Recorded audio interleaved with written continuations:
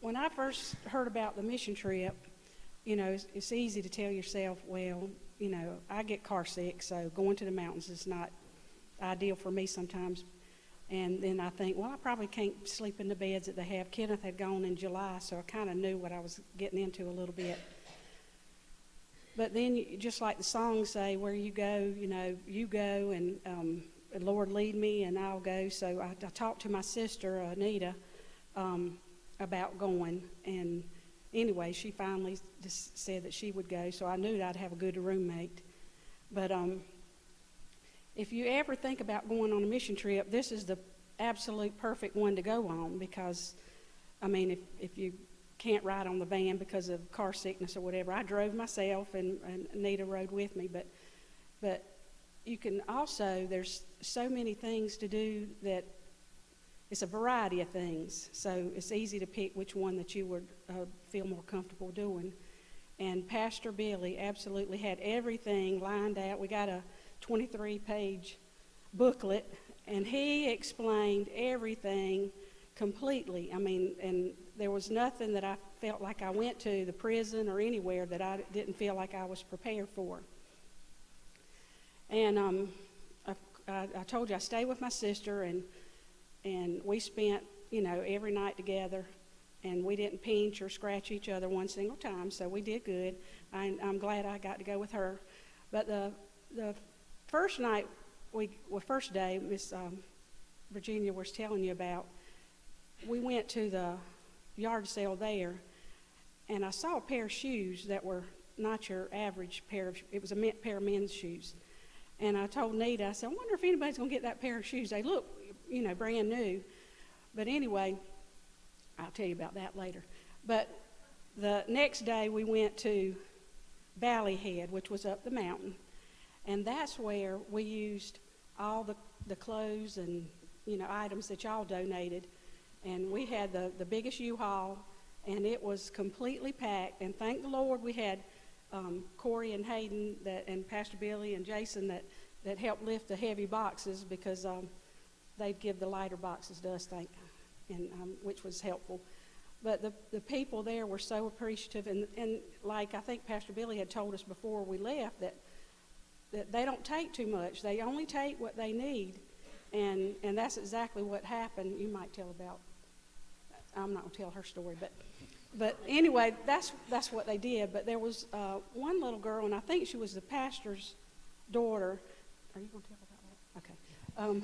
The pastor's daughter, and she was the one that we prayed for that had drowned and was in the hospital not expecting to do well, but she was doing well that day and made a complete recovery as far as I know.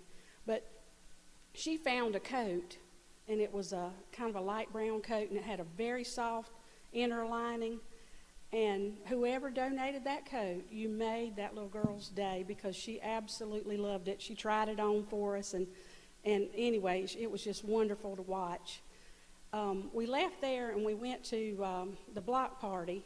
We got there for the last of that, and Pastor Billy had asked Nita and I if we could hand out the food bags, which we had put together the night before, which had canned goods and pastas and cereal and peanut butter and stuff like that. And so we were passing those out. We were in the back of I think the U-Haul trailer. And so when we weren't very busy, we would sit down on the edge. And there was a man that had come up, and to put it nicely, he was a little tipsy maybe. He had showed us his can, but he had it covered to show respect for the people that were there. But we talked to him a little while, and he left, and a man came in a truck, a car, and he was an older man, and he kept getting closer and closer, and Nita kept looking at me like, was he going to run into us? Well, he kept getting closer, and we kind of got up and moved out of the way. Well, the man that had been there earlier, the little tipsy man, he went up to the man in the car, and he asked us if he could get that man a bag of food. The man couldn't walk, and he was trying to get our attention, I guess, so that we could give him the food. And I also watched that man. He went and got him 2 hot dogs and a drink and took it to him, and after that, the man left. So that's what he needed. He needed food. But my sister, she said, look around the corner at the man sitting there on the bench. And so I turned around and looked, and the man had on the shoes that I had seen the day before. And it was blue suede shoes, and he was wearing them proudly. So anyway, it was good to see that some of the stuff that you had seen the day before was getting used. But every night we got there we were tired. If the bed wasn't that comfortable, it didn't matter because you slept good, because it was just a busy day. It wasn't hard work or anything. It was just busy. And the birthing center was great. I tried to hold the babies as much as I could, but I'd see Gwen sitting over there, and she'd just be going.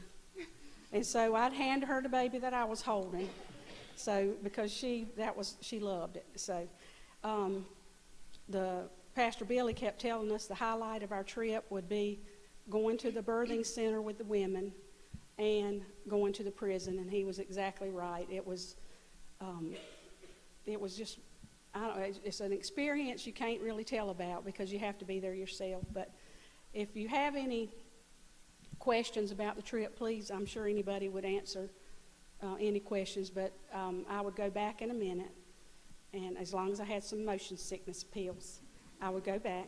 But to the parents of Hayden and Gwen and Corey, you need to be very proud of them because they did a wonderful job.